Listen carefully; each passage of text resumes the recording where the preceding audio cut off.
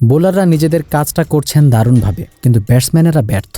আর সেই ব্যর্থতার খেসারত দিয়ে এখন ভারতের রান পাহাড়ে চাপা পড়ার শঙ্কায় বাংলাদেশ দল। চেন্নাই টেস্টে ভারতের প্রথম ইনিংসে 2 দফা নতুন বল হাতে পেয়েছে বাংলাদেশ বোলাররা। 2বারই ভারতের ব্যাটিংয়ে ধস নামিয়েছে হাসান তাসকিনরা।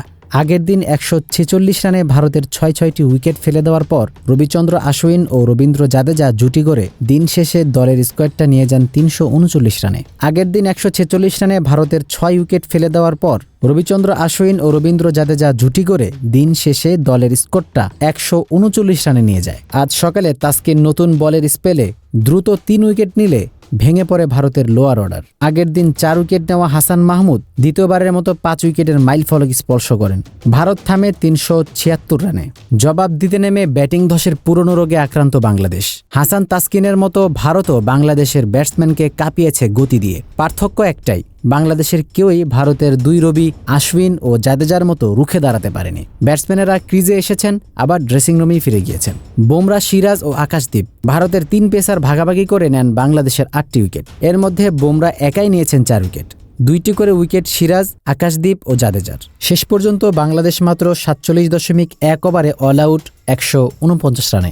227 রানের বিশাল লিড পাওয়া ভারত দিনের শেষ সেশনে ব্যাট করতে নেমে 3 উইকেটে করেছে 81 রান। দিনের শুরুতে বাংলাদেশ দলের কাছে 2টি প্রত্যাশা ছিল। প্রথমত, নতুন বলটা কাজে লাগিয়ে আশ্বিন জাদেজার জুটি ভাঙা। দ্বিতীয়ত, হাসানের 5 উইকেট। দুটিই হলো দিনের প্রথম ঘন্টার মধ্যে।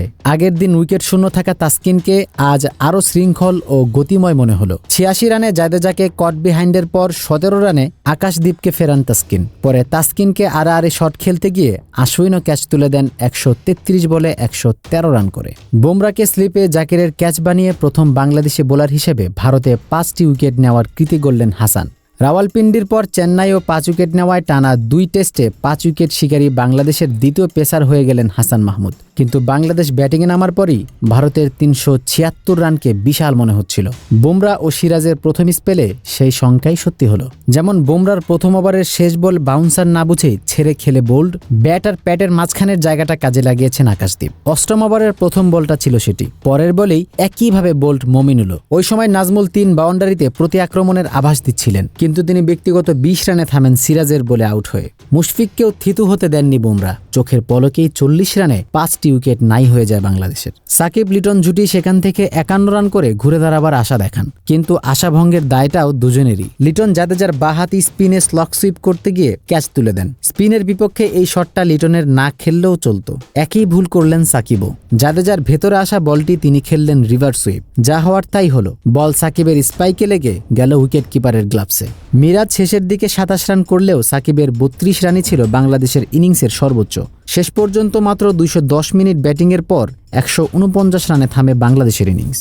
শেষবেলায় আরও একবার বল হাতে পেয়ে বোলাররা ঝলক দেখালেও চেন্নাই টেস্টে বাংলাদেশ মূলত পিছিয়ে পড়েছে প্রথম ইনিংসের ব্যাটিং ব্যর্থতায়। দ্বিতীয় ইনিংসে এখন পর্যন্ত 3 উইকেটে 81 রান তুলে ভারত এগিয়ে গেছে 308 রানে। তাসকিন, হাসান মাহমুদ ও মিরাজ নিয়েছেন 1টি করে উইকেট। বোলাররা যাই করুক, চতুর্থ ইনিংসে বাংলাদেশকে যে রানের পাহাড়ে চাপা পড়তে হবে সেটা প্রায় নিশ্চিতই।